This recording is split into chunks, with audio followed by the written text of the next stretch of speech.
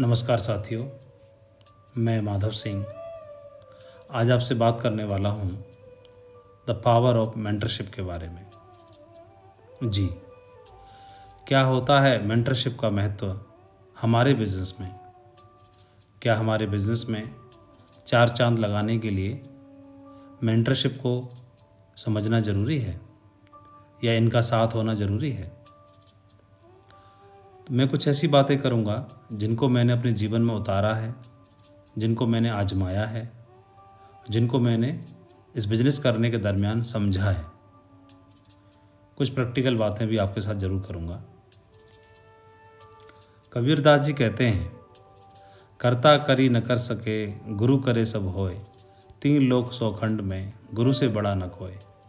धरती सब कागज करूँ, कलम करूँ बन राय, स्याही सब समुंदर करूँ, तो भी सौ बार लिखी न जाए। तो हमारे ग्रंथ, बड़े संत लोग, बड़े विद्वान लोग भी गुरु का महत्व बता के चले के गए हैं। गुरु या मेंटर वो जिनका नाम, जिनकी छवि ही आपको मोटिवेट कर सके, वो हो या ना हो, वो प्रत्यक्ष रूप से या अप्रत्यक्ष रूप से इंस्पायर्ड करें आपको। उनकी वाणी, उनका व्यवहार, उनका कर्म आपके अंतर्मन को छू ले और वो सामने हो या ना हो, जब भी उनकी छवि आती है तो आप मुट्ठी बांध लें। उनकी छवि को याद करके आप अंतर्मन से दृढ़ हो जाएं,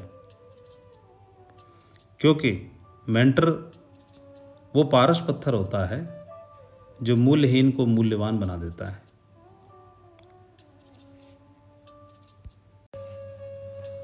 और इनका साथ प्रत्यक्ष रूप से मिले तो भी अच्छा, और ना मिले तो भी, आपने एकलव्य का उदाहरण सुना ही है। एकलव्य को गुरु द्रोणाचार्य का साथ प्रत्यक्ष रूप से न मिल पाया तो उन्होंने उनकी मूर्ति बना करके ही उनको मेंटर के रूप में स्वीकार कर लिया, और उनकी मूर्ति से ही उन्होंने वो शिक्षा को धारण कर लिया जो कि अर्जुन के समकक्ष थी। तो हमारे बिजनेस में मेंटर का होना बहुत ही ज़रूरी है, जो हमें राह दिखाता है, जिनकी संगति हमें बिजनेस में आगे बढ़ने के लिए इंस्पायर करती है। और संगति क्यों? क्योंकि आप जानते हैं मिट्टी के कण यानी रज, धूल हवा का साथ ले लें तो वो रज धूल आकाश की ओर जाती है, और वही रज अगर पानी का साथ ले ले तो कीचड़ की ओर जाती है। वही रज अगर पवन का साथ ले ले तो आकाश में, आसमान में जाती है। वही रज पानी का साथ ले तो कीचड़ में जाती है। तो पवन का साथ यानी पवन का साथ लिया था हनुमान जी ने, क्योंकि हनुमान जी के धर्म पिता थे पवन, पवन पुत्र इसीलिए कहा जाता है। और वो ऐसे उड़े, उन जैसा कोई भक्त पूरी दुनिया में दूसरा न कोई हो पाया। तो संगति जब एक ग्रेट मेंटर की हमको मिल जाती है। एक बार क्या हुआ, एक जंगल में एक राजा शिकार के लिए जा रहा था, तो रास्ता भूल गया सैनिकों के साथ में, और वो अपने घोड़े पर जा रहा था, अकेला हो गया, और रास्ता भटकते हुए वो एक कबीले वालों के क्षेत्र में पहुंच गया। और वहीं पर एक पेड़ पर एक तोता था। तोता जोर जोर से चिल्लाने लगा, पकड़ लो, दबोच लो, लूट लो, पकड़ लो, दबोच लो, लूट लो। जब जोर जोर से चिल्लाने लगा तो वहाँ पर जो कबीले वाले थे, कुछ डाकू लोग थे, वो डाकू लोग बाहर निकल आए और राजा को घेरने लगे। तो राजा ने जैसे ही देखा तो अपने घोड़े पर सवार होकर के वहाँ से दौड़ पड़े राजा, और जान बचा करके भागे। भागते भागते भागते भागते भागते भागते एक नदी के किनारे पहुँचे, और वहीं पर उनको एक कुटिया दिखाई दी। तो लगा कि कोई साधु का आश्रम है, कोई कुटिया है। वहाँ नज़दीक जाने लगे। वहाँ भी एक पेड़ पर एक तोता बैठा हुआ था, और वो तोता बोलने लगा, बड़े भाग्य के दरवाजे पर कोई मेहमान पधारे, आइए राजन, आइए राजन। राजा तो बड़े आश्चर्य में पड़ गया और साधु के पास जाकर के दोनों बातों को बताया कि एक ही प्रजाति के दो तोते, एक का व्यवहार इस तरह और दूसरे का इस तरह से मैं समझ नहीं पाया। तो कुटिया में जो साधु थे उन्होंने उत्तर दिया सारी बात समझने के बाद में कि बेशक एक ही प्रजाति क्यों ना हो, लेकिन संगति का असर होता है। उस तोते को डाकुओं की संगति मिली थी और इसको साधु की संगति मिली है, तो संगति का असर होता है। और वैसे भी अच्छे एप्पल के साथ में, ताज़ा एप्पल के साथ में एक खराब एप्पल रख दें तो क्या होगा? तो जो अच्छा एप्पल है, सेब है, वो भी खराब हो जाएगा, वो भी दाग वाला हो जाएगा। अब कई लोग बोलेंगे संगति अच्छे की बुरे पर क्यों नहीं पड़ी? तो बुरा ज़्यादा प्रभावी होता है और खराब अच्छे को खराब कर देगा। अच्छे के साथ खराब एप्पल रखा जाए तो अच्छे का साथ पाकर के खराब अच्छा नहीं हो जाएगा। क्या सेब अच्छा हो सकता है जो खराब है? नहीं, वो दूसरे को भी खराब कर देगा। ऐसी कोई डर्टी शर्ट है, उसके साथ में अच्छी शर्ट रख दो आप, तो क्या डर्टी शर्ट अच्छी हो जाएगी? नहीं, वो अच्छी को भी डर्टी कर देगी। तो ऐसा व्यक्ति का अगर साथ मिल गया किसी को जो डर्टी माइंड है, तो वो इम्प्योर कर देगा आपको। एक जग में उसी तरह एक जग पानी में एक चम्मच गंदा पानी डालोगे तो क्या वो एक गंदा पानी चम्मच जो है वो पवित्र हो जाएगा? नहीं, एक जग पूरा पानी ही अपवित्र हो जाएगा। जिस तरह से कैकेयी के दिमाग को मंथरा ने हर लिया था। गुरु के 4 प्रकार बताए हैं कि मेंटर हो तो कैसा हो, गुरु हो तो कैसा हो। शास्त्रों में पहला प्रकार दीपक की तरह श्रेष्ठ हो, दूसरा पारस की तरह श्रेष्ठ हो, तीसरा भ्रमर की तरह और चौथा चंदन की तरह। तो इन 4 में से दीपक की तरह और भ्रमर की तरह इन 2 गुणों को सर्वश्रेष्ठ बताया गया है। वो इसलिए क्योंकि एक दीपक अपने जैसे अनंत दीपक जला सकता है, दीपक से दीपक जल जाता है। वो अपने जैसे ही दियों को जला करके उनको रोशन कर सकता है। तो एक दीपक 1000 दीपकों को रोशन कर सकता है। इसलिए गुरु दीपक की तरह हो, अपनी तरह हो जाए, अपनी तरह रोशन कर ले। ये सर्वश्रेष्ठ क्वालिटी बताई है। और दूसरी भ्रमर की तरह। तो भंवरा या भ्रमर क्या करता है? वो कीड़ा खाएगा, कीड़े को दबोच लेगा और उसको लहूलुहान करेगा, फिर उसको अपने मिट्टी के धड़ में ले जाके घर में ले जा करके वहाँ छोड़ देता है। फिर क्या करेगा? उसके चारों ओर घूम घूम के गुंजन करता है, गुंजन करेगा, भूम भूम की आवाज़ निकालेगा। और इससे क्या होता है? वो कीड़ा भी भ्रमर के गुंजन करने से वो स्वयं उसके अंदर भ्रमर के गुण आ जाते हैं, वह भी भ्रमर बन जाता है, यानी अपने जैसा बना लेता है। तो एक ग्रेट मेंटर दूसरे को भी स्वयं के जैसा बना लेता है अपनी संगति से। जिस तरह महान शिवाजी को स्वामी रामदास जी का साथ मिल गया, रामदास जी का, तो उन्होंने उनको छत्रपति शिवाजी बना दिया। हमारे बिजनेस में हम किस तरह से एक अपनी अपलाइन का साथ पा करके, उनके साथ जोड़ी बना करके, उनके साथ श्रद्धा भाव रख करके अपने बिजनेस में 4 चांद लगा सकते हैं।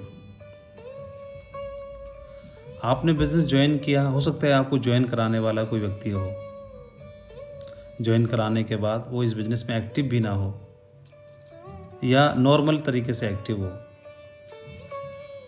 हर व्यक्ति के अंदर गुण और क्वालिटी का स्तर अलग अलग होता है। एक व्यक्ति लीडर का काम करता है, एक व्यक्ति लीडर का काम करता है। हो सकता है वो आपको उंगली पकड़ा दे आपके मेंटर से, बीच में ब्रिज का काम करे, आपको ज्वाइन करा दिया, ज्वाइन करा के आपको उंगली पकड़ के अपने गुरु तक ले जाए। लेकिन जिनको भी आप मेंटर चुनते हैं, तो सारा जो खेल है वो श्रद्धा भाव का है। ऐसा बोला भी गया है, श्रद्धावान लभते ज्ञानम। एक उदाहरण भी है कि महाराष्ट्र में एक बहुत ही उच्च कोटि के संत हुए, उनका नाम था एकनाथ। तो महाराष्ट्र में उनका आश्रम था। उस आश्रम में ही एक विधवा स्त्री काम करती थी, झाड़ू पोछा सारा काम करती थी, और उसी का एक छोटा सा बालक था। वो बालक भी साथ में रहता था और वहीं आश्रम में खेलता कूदता रहता था। और उसी आश्रम में वो धीरे धीरे करके बच्चे से बड़ा होने लगा। उस बच्चे को, उस बालक को गोलगप्पे खाने का बहुत शौक था। तो गुरुदेव ने को दीक्षा दी और उसका नाम गोलगप्पा रख दिया। बड़ा ही भोला, बड़ा ही सरल स्वभाव का था। सभी लोग आश्रम में उसको गोलगप्पा कह के पुकारते। गुरु के प्रति अगाध श्रद्धा से भरा हुआ था, अटूट श्रद्धा। धीरे धीरे वक्त गुजरा। एकनाथ जो स्वामी थे, संत थे, बूढ़े होने लगे और अपने बुजुर्गावस्था में एक ग्रंथ लिख रहे थे। तो उनको एहसास हुआ कि शायद मेरी तबीयत खराब होती है, लगातार होती रहती है, और कहीं ऐसा ना हो कि मैं इस ग्रंथ को पूरा न कर पाऊं। तो आश्रम के प्रमुखों को बुलाया एक दिन और बोले, इस ग्रंथ को मैं अगर पूरा न कर पाया तो मैं आप सभी को स्पष्ट करना चाहूंगा कि इस मेरे न रहने के बाद इस ग्रंथ को गोलगप्पा पूरा करे। सभी को बड़ा आश्चर्य हुआ, सभी आश्रम के प्रमुखों को, कि गोलगप्पा तो पढ़ा भी लिखा भी नहीं है, उसकी कोई हैसियत भी नहीं है, यहाँ काम धंधा करने वाली का, बाई का लड़का है, वो क्या जानता है, उसे कोई वेदों का ज्ञान नहीं है, उसे कोई शिक्षा नहीं है, उसके पास कोई प्रकांडी पंडित नहीं है, उसे कुछ आता नहीं है, वो कैसे लिखेगा? गुरुजी की बुद्धि को किसने हर लिया? फिर सभी ने बोला कि इस ग्रंथ को तो आपका स्वयं का बेटा पूरा कर सकता है। हरिदत्त चारों वेदों का ज्ञाता है, प्रकांड पंडित है, सब कुछ याद है उसे, कंठस्थ है, तो वो पूरा कर सकता है। तो संत बोले, कर तो सकता है, लेकिन मेरे बेटे को मेरे प्रति श्रद्धा नहीं है, और जब तक श्रद्धा ना हो ज्ञान अंदर नहीं जाता है। ये उनके वाक्य थे। और कहते हैं कि उनके न रहने के बाद उस गोलगप्पा ने ही उनके ग्रंथ को पूरा किया। तो फायदा लेने के लिए, ज्ञान का लाभ लेने के लिए, यानी मैं तो केवल गुरु का ही नहीं है कि एक अच्छा श्रेष्ठ गुरु हो, कितना भी श्रेष्ठ गुरु क्यों ना हो, कैसा भी मेंटर क्यों ना हो, लेकिन लेने वाले के अंदर श्रद्धा भाव नहीं है तो वो ले नहीं पाएगा। तो मैं तो केवल गुरु का नहीं, शिष्य का भी है जो अटूट श्रद्धा से भरा हुआ हो। तो हमारे बिजनेस में हम कोई ऐसा व्यक्ति ढूंढें जो सुपरमैन जैसा हो, जो स्पाइडरमैन जैसा हो, जो हनुमान से भी उच्च श्रेणी का हो, जो अर्जुन से भी ज़्यादा गुणों से भरा हुआ हो। तो कोई ऐसा व्यक्ति ढूंढें, तो ऐसे कैसे ढूंढ सकते हैं? क्या कोई ऐसा वास्तव में हो सकता है क्या? नहीं। तो जिसको मेंटर के रूप में चुनेंगे वो दिखने में आम होगा, साधारण होगा, बोलचाल से, वाणी से, व्यवहार से, लेकिन आपको भी ये देखना होगा कि आपकी श्रद्धा का जो गुण है वही उनको श्रेष्ठ बना सकता है, और उनकी छोटी सी बात से आप बहुत बड़ा फायदा ले सकते हैं। एक उदाहरण से समझते हैं। एक राजा था, बहुत ही प्रजा का ख्याल रखता था। उनकी एक पुत्री थी, वो स्वभाव से बहुत ही धार्मिक, आध्यात्मिक थी और कृष्ण भजन करती थी और ईश्वर के ध्यान में हमेशा रहती। शुरू से ही उसके आचरण को देख करके राजा ने उसके लिए एक सुंदर सा निवास एकांत में बनवा दिया। उसके ध्यान के लिए, साधना के लिए सारे साधन जुटा दिए, और उसका नाम उसके विचार, वाणी के अनुरूप ही, व्यवहार के अनुरूप ही वैराग्यवती रख दिया। तो वो अपने परिवार से, राजपाट से दूर अपने निवास में रहती वहीं ध्यान करती, साधना करती, ईश्वर का ध्यान करती रहती, और उसे कोई भी राजपाट में कोई भी इंटरेस्ट नहीं था और अपना समय काट रही थी। एक दिन की बात है कि रात्रि का पहर था, वैराग्य में डूबा हुआ गीत गा रही थी, मोहे लागी गुरुचरणन की आस,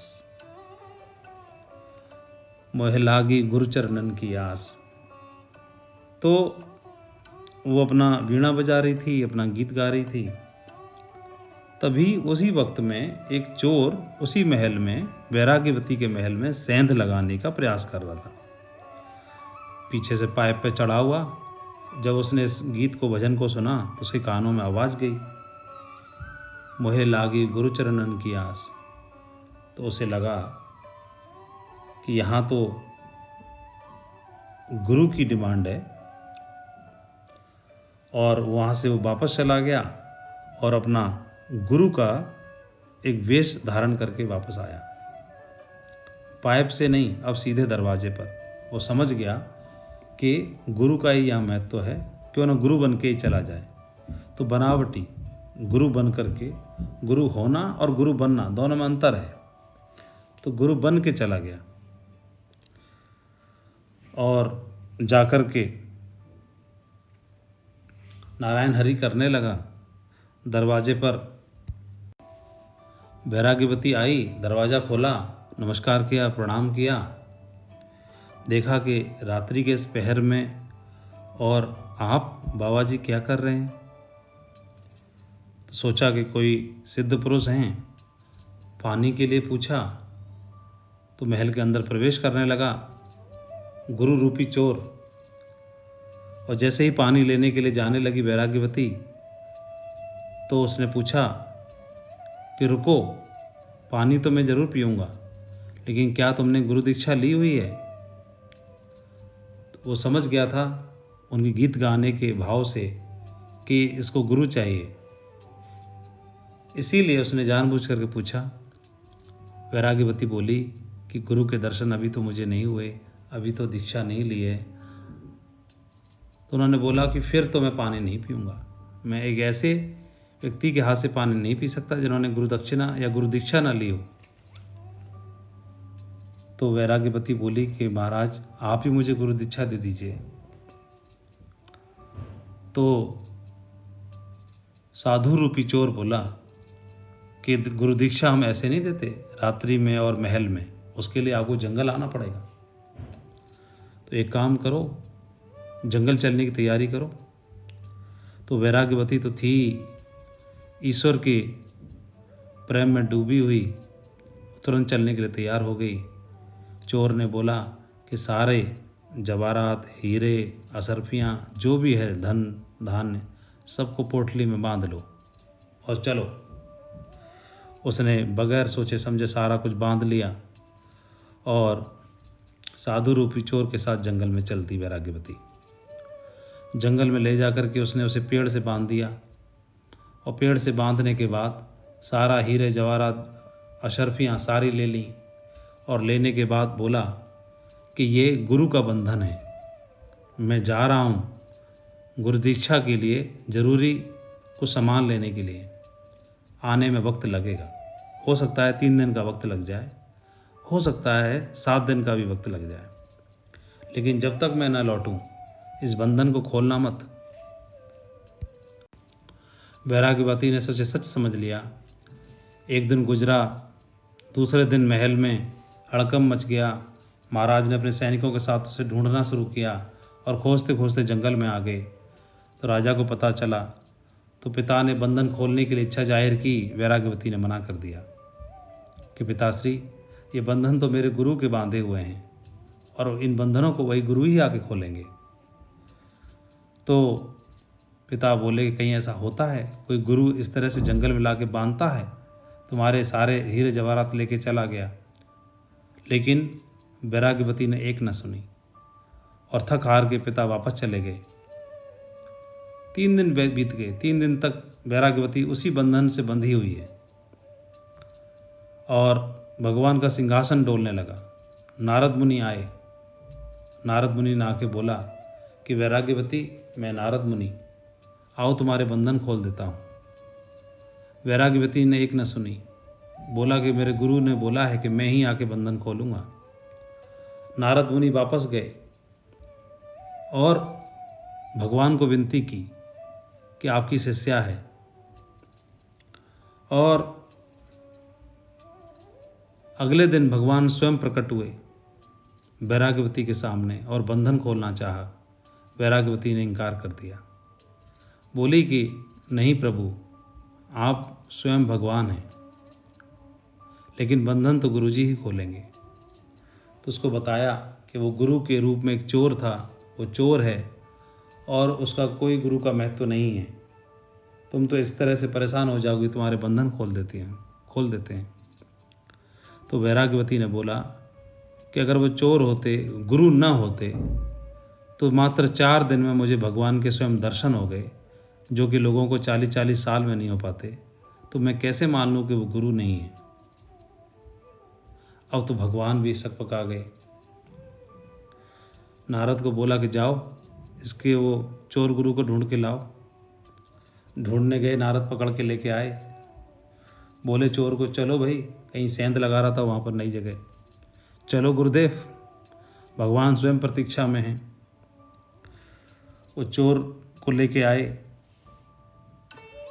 और चोर ने कांपते हाथों से बंधन खोले। बंधन खोलने के बाद नारद खड़े हैं, स्वयं भगवान खड़े हैं, और वो चोर खड़ा हुआ है, गुरु रूपी चोर। और वैराग्यवती ने बंधन खुलने के बाद सबसे पहले चरण वंदना करने लगी साधु रूपी चोर की, और बोली, गुरु गोविंद दो खड़े का कुल आगे पाए, बलिहारी गुरु आपने गोविंद दियो बताए। तो ये गुरु की महिमा नहीं है। जो शिष्य है, जो मानने वाला है गुरु को, उनकी श्रद्धा की वजह से उनको ये प्रणाम मिला। और इसका मतलब ये नहीं है कि जो मेंटर है, जो गुरु है, वो चोर की तरह से और उनको, टीम के लोगों को, साथियों को, इसका आशय ये नहीं है कि उनकी तरह व्यवहार करना शुरू कर दे और उसका पद का, अपने ओहदे का, अपने लेवल का मिसयूज करना शुरू कर दे, गलत फायदा उठाना शुरू कर दे। तो ग्रेट मेंटरशिप में, एक सही मेंटरशिप में ऐसा बोला जाता है कि 1000 वर्क गिरें, लाख आंधियां उठें, वो फूल खिल के रहेंगे जो खिलने वाले हैं। तो उनका काम होना ही होना है। एक शानदार जोड़ी में, एक शानदार लीडरशिप में जब आप काम करते हैं तो आपका बिजनेस चलना ही चलना है। आपकी कमियों पे काम करके आपकी खूबियों को बाहर निकालने वाले व्यक्ति का नाम होता है मेंटर, जिसको आप चुनते हैं, जिसको आप मानते हैं, जिनके अंदर आपका श्रद्धा भाव होती है। तो वो, उनका जो भाव है, वो आपकी कमियों पे काम करके आपको आगे ले जाने का काम करते हैं। वो आपकी ताकत का एहसास कराते हैं, क्योंकि स्वयं हनुमान को अपनी ताकत का एहसास नहीं है। उनके अंदर ताकत तो है, बल तो है, बुद्धि तो है, सब कुछ है, लेकिन जामवंत चाहिए जो आपकी ताकत को बाहर निकालेंगे। लेकिन जामवंत के अंदर हनुमान जैसा बल तो नहीं है। जामवंत हनुमान की तरह श्रेष्ठ तो नहीं है। जामवंत की उम्र हनुमान की जितनी तो नहीं है। जामवंत तो ज़्यादा उम्र के हैं, बूढ़े हैं, कमज़ोर हैं, उतने ताकतवर नहीं है, उतने बलशाली नहीं है। फिर तो कौन करेगा? तो हनुमान तो बलशाली है। तो ऐसे ही आपका जो अपलाइन है, आपका जो मेंटर है, हो सकता है उसके 6 पैक ना हो और हो सकता है उसके चेहरे पर उतना तेज ना हो, लेकिन लेने वाले के लिए चाहिए ना। लेकिन उसके अंदर एक गुण है, वो एक गुण ये है कि वो आपके अंदर के भीतर के तत्व को जगा सकता है, आपके गुणों को निखार सकता है और आपको टॉप पे ले जा सकता है। क्योंकि सचिन के गुरु जो आचरेकर जी हैं, उन्होंने थोड़ी 100 सेंचुरी बनाई है। उनको तो भारत रत्न नहीं मिला, लेकिन भारत रत्न पैदा तो कर दिया उन्होंने। आपकी क्वालिटी को बाहर निकालने वाले का नाम होता है मेंटर। इसीलिए संगति करें तो एक ऐसे अच्छे व्यक्ति की, उस अच्छे व्यक्ति का साथ पा करके आपका बिजनेस 4 चांद लगा सकता है और सर्वनाश भी हो सकता है। क्योंकि दुर्योधन ने संगति की थी शकुनी की, सारी सलाह मशवरा शकुनी से करता था, और अर्जुन करते थे भगवान श्री कृष्ण से। और जब मौका मिला दुर्योधन को कृष्ण को मांगने का, तो उन्होंने कृष्ण से कृष्ण को नहीं मांगा, उनकी चतुरांगनी सेना को मांगा। तो इतिहास बताता है, ग्रंथ बताते हैं कि दुर्योधन और अर्जुन दोनों जाते हैं, और जब मांगने की बारी आती है तो एक तरफ कृष्ण थे और एक तरफ उनकी चतुरांगनी सेना थी सशस्त्र। दुर्योधन ने समझदारी दिखाई अपने विवेक से और उसने सेना को चुना, और अर्जुन के हिस्से में भगवान कृष्ण। ठीक इसी प्रकार से हनुमान जी को राम मिल गए, तो राम हिमालय नहीं ला पा रहे, राम समुद्र लांग के नहीं जा पा रहे, लेकिन उसके बावजूद भी हनुमान जी को श्रद्धा है तो राम से ज्यादा नाम और राम के साथ नाम हनुमान का लिया जाता है। आपका अपलायन आपका गुरु ही नहीं होता, आपका मित्र भी होता है, आपका साथी भी होता है, जिससे आप हर सुख और दुख की बात कर सकते हो।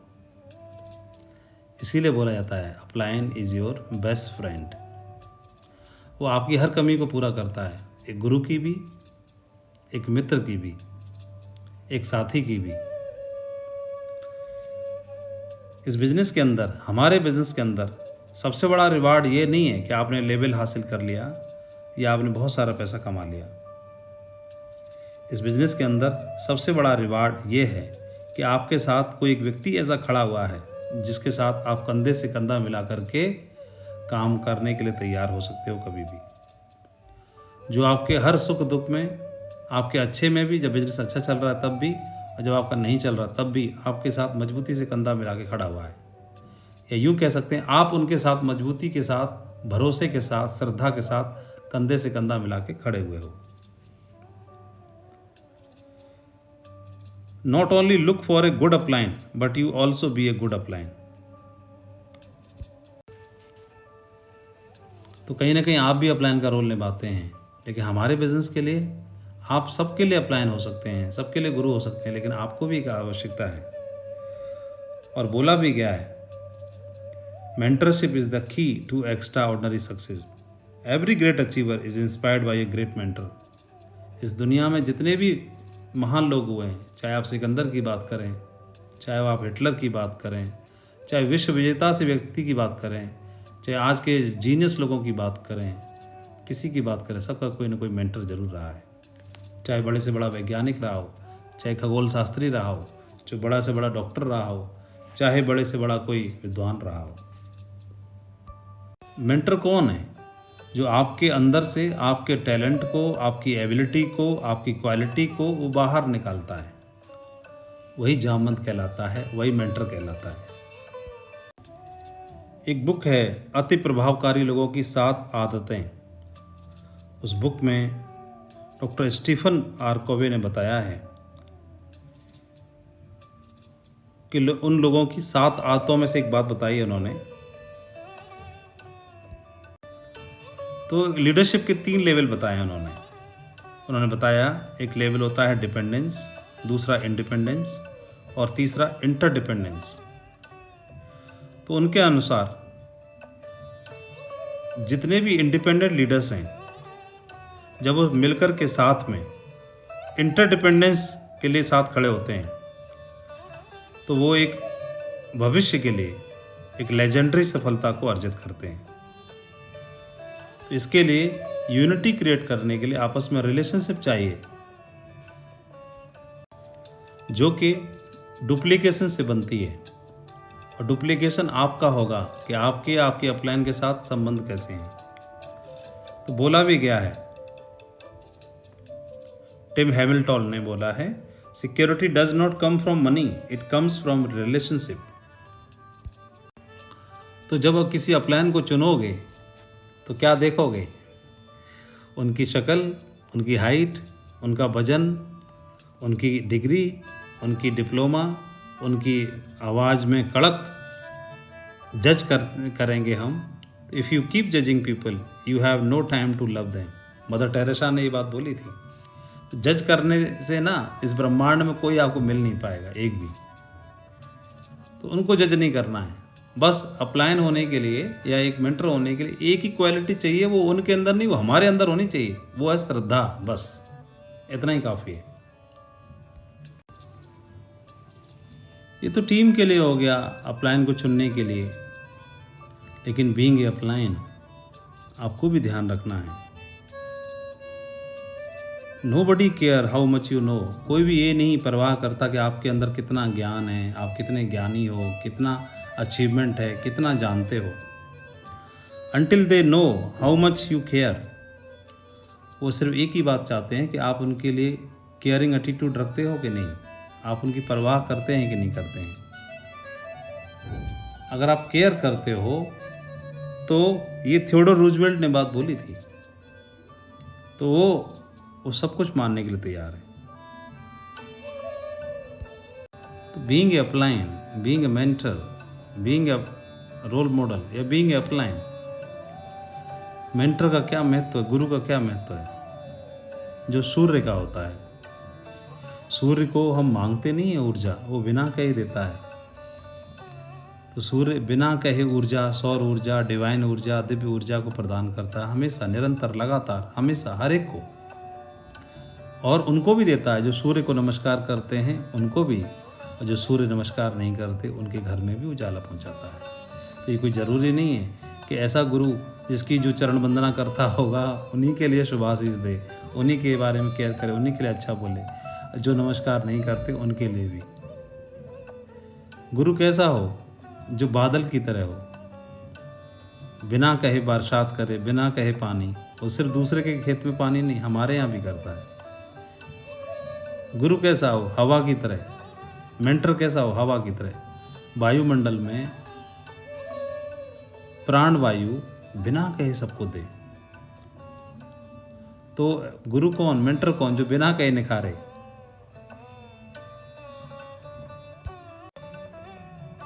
तो वह भी है, कबीरा मन निर्मल भया, जैसे गंगा नीर, पाछे पाछे हरि फिरें, कहत कहत कबीर। इतिहास में एक नरसी हुए हैं कृष्ण भक्त। उन्होंने अपने श्रद्धा भाव से अपने कृष्ण को इतना भाव विभोर कर दिया कि स्वयं वो खिंचे चले आए। मेरे बिजनेस में भी मुझे एक नरसी मिले, मेरे ग्रेट मेंटर और मैं माधव, यहाँ भी एक जोड़ी बनी। तो ऐसा कहते हैं कि जहाँ श्रद्धा है वहाँ लेकिन, किंतु, परंतु, अगर, मगर फिर कहाँ होती है। और जहाँ श्रद्धा है वहाँ लेकिन, किंतु, परंतु, अगर, मगर नहीं है। लेकिन जहाँ पर अगर, मगर, लेकिन, किंतु, परंतु है तो वहाँ श्रद्धा कहाँ है? दो में से एक ही है, या तो लेकिन, किंतु, परंतु, अगर, मगर है तो श्रद्धा नहीं दिखाई देगी, और श्रद्धा होगी तो दूसरा नहीं दिखाई देगा।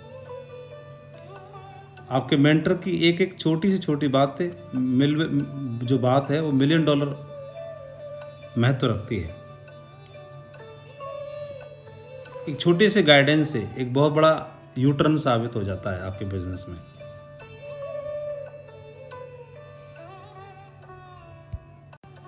तो मेंटर वो है जो आपके बिजनेस बढ़ाने में जिसको इंटरेस्ट है, आपकी तरक्की में इंटरेस्ट है, आपकी खुशहाली में इंटरेस्ट है, आपके अच्छे में भी, आपके बुरे में भी, हर समय आपके साथ है।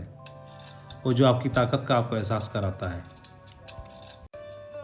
एक महिला थी, वो अपने पिता को बहुत मानती थी, उसके पिता ही उसके लिए मेंटर थे। तो वो पुत्री जब देश छोड़ के ईरान जाने लगी और ईरान की नागरिकता लेने के लिए प्रयास करने लगी, तो पिता ने पुत्री को एक चिट्ठी लिखी। उसमें लिखा, तुम भारत में जन्मी हो, तुम्हें यहीं दफन होना है, और यदि तुम्हें अपने माँ बाप से प्यार है तो विदेशी नागरिकता मत लेना, तुम्हें देश के लिए कुछ करना है। जब उसे ये चिट्ठी मिली तो चिट्ठी ने उसे झकझोर दिया, अपने घर का सारा सामान बेच दिया औने पौने में। ईरान की करेंसी थी, वो कन्वर्टेबल भी नहीं थी उस समय पर, तो दूसरे देश में जाकर उसका कोई मूल्य नहीं था। तो उसने उसके बदले में कुछ अपना सामान खरीदा, फर्नीचर खरीदा और स्वदेश लौट आई। नई दिल्ली में एक छोटे से बेडरूम के मकान के बरामदे से अपना छोटा मोटा फर्नीचर सजा करके एक छोटा सा सैलून खोला, ब्यूटी केयर सैलून। और जिसे देख करके मीडिया ने लिखा था, अद्भुत, भारत में पेरिस की झलक। वो महिला कोई और नहीं, इंडियन हर्बल क्वीन के नाम से नवाजी गई शहनाज हुसैन थी। तो पिता जो मेंटर मानती थी, उनकी छोटी सी बात से उसने बुलंदियों की चोटियों को उसे पहुंचा दिया। मैंने अपने बिजनेस को शुरुआत में जब मैंने ज्वाइन किया, तो जिन्होंने मुझे ज्वाइन कराया वो तो इस बिज़नेस में शुरू से ही क्विट कर गए। फिर उनके अभी अपलाइन, वो भी कुछ दिन के बाद क्विट कर गए। फिर उनके अपलाइन भी कुछ दिन के बाद साइड हो गए, उनका इंटरेस्ट नहीं था। उनके भी अपलाइन ऐसे ही रह गए। फिर उनके ऊपर अपलाइन थे जिनका मेरे बिज़नेस बढ़ाने में इंटरेस्ट था, जिनका मेरी तरक्की में इंटरेस्ट था, जो मुझे आगे बढ़ते हुए देखना पसंद करते थे, जिनकी बातें मुझे अच्छी लगती थीं, जो प्रतिभा के धनी थे। तो बाकी कोई है ही नहीं मेरे लिए। सिर्फ मैं जब ऊपर उठा के देखता गर्दन तो वही है, बाकी बीच में कोई है ही नहीं। मैंने उनके साथ मिलकर काम करना शुरू किया। हमारे ग्रेट महागुरु जी नरसिंह ग्रेवाल जी, और उनके साथ काम करते हुए जब मैं फ्रेशर था, सिल्वर बना, गोल्ड बना, डायमंड बना, double diamond, Venus, mercury, crown ambassador. तो इस बिजनेस की जो उच्चतम से उच्चतम आयाम है, नीचे से ले उठा करके वहां तक लाने के लिए उन्होंने दिशा निर्देश दिया, गाइडेंस दी। तो हमारे दोनों की जोड़ी में सिर्फ एक ही चीज थी कि लेकिन किंतु अगर मगर नहीं थी, श्रद्धा थी। अगर वो है तो दूसरी चीज रहेगी नहीं। वो मुझे बताते थे, मेरे को समझ में आता था। एक दौर ऐसा भी था, मैं काम करता था, मेहनत करता था, और मेरी टीम में अच्छे लोग नहीं जुड़ रहे थे, रिजल्ट नहीं आ रहा था, लेग नहीं चल रही थी। तो ऐसा नहीं था कि बुरे वक्त में, बुरे दौर में जब वो गाइडेंस देते थे तो मुझे उनकी गाइडेंस में शक हो गया कि ऐसा तो नहीं है कि इनकी लीडरशिप में कमी है, ये बताते नहीं है, इनके पास मंत्र नहीं है। उनके मंत्रों पर, उनकी गाइडेंस पर डाउट नहीं हुआ, शक नहीं हुआ। तब भी उतना ही था जब शुरुआत में था भरोसा। जब बिजनेस चलता था तब भी उतना ही भरोसा था, जब नहीं चल रहा तब भी उतना ही भरोसा था। उसके बाद बिजनेस तूफान की तरह उड़ने लगा, तब भी उतना ही भरोसा है। और इसी चीज का डुप्लीकेशन भी हुआ। आज हमारी टीम में, हमारे साथ में हमारे जो टॉप लीडर्स हैं, वो भी एक से एक प्रतिभा के धनी हैं, एक से एक शानदार लीडर्स हैं, वर्ल्ड क्लास लीडर्स हैं। जी हाँ, वर्ल्ड क्लास लीडर्स हैं, जिनका नाम लेते हुए, एक एक लीडर का नाम लेते हुए बहुत ही प्राउड फील होता है। हर मामले में हर तरह से वो सटीक बैठते हैं। तो आज ऐसे लीडर्स के साथ में काम करने का हमें प्राउड, फख्र महसूस होता है। मौका मिला, अपॉर्चुनिटी मिली हमें। तो मैं यही बोलना चाहूँगा कि आप जोड़ी बनाइए, मिलके काम करिए, कहीं पर श्रद्धा भाव रखिए, समर्पण का भाव रखिए, और बीइंग ए अपलाइन आप भी पार्शलिटी का भाव ना रखिए, जिंदा दिली का भाव रखिए। बड़ी सोच के साथ काम करना है, बड़ा काम करना है। वर्तमान में परिस्थितियाँ चाहे कैसी भी क्यों ना हो, भविष्य में परिस्थितियाँ जरूर बदलेंगी। जब आप मिलके एक और एक 11 हो जाएंगे, एक और मिलेगा तो 111 हो जाएंगे, एक और मिलेगा तो 1111 हो जाएंगे, एक और मिलेगा तो कुछ और ताकत बढ़ेगी। और वैसे भी हम अपलाइनों को बढ़ा नहीं सकते, तो कम ही क्यों करें। टीम को तो कितना भी बढ़ा सकते हैं। मिल के साथ काम करने के लिए मैं आपको ढेर सारी शुभकामना देता हूं, आपके उज्जवल भविष्य के लिए। मेरी प्रभु से प्रार्थना है, ऊपर वाले से, इस बिजनेस के उच्चतम से उच्चतम मुकाम को आप हासिल करें। आप इस बिजनेस में जो ऊंचाइयां हैं, जिनको आप सोचते हैं, जिनके ड्रीम देखे हैं आपने, वो सारी ऊंचाइयां आपको हासिल हों। मेरी बहुत बहुत शुभकामनाएं आप सभी को। बहुत बहुत धन्यवाद। Thank you very much. जय हिंद।